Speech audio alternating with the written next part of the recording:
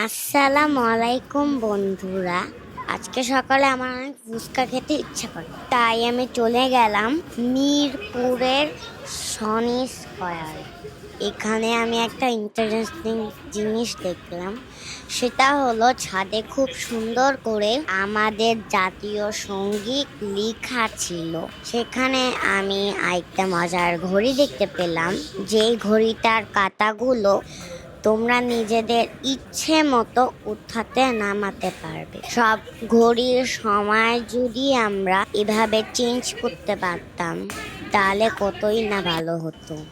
তো এবার ফুচকা চলে আসলো, আর ফুচকা খাওয়া শেষ করে আমি খেয়ে নিলাম শাহি লাচ্ছি। যাওয়ার সময় আমি একটা মজার জিনিস দেখলাম, সেটা হলো একটা রিক্সাওয়ালা মাথাতে একটা ফানি মুকুট পরেছিল। মনে হয় উনি আগে যাত্রা করতো। তো বন্ধুরা, তোমরা ভালো থেকো, আমার ভিডিও লাইক আর ফলো করে দিও। টাটা।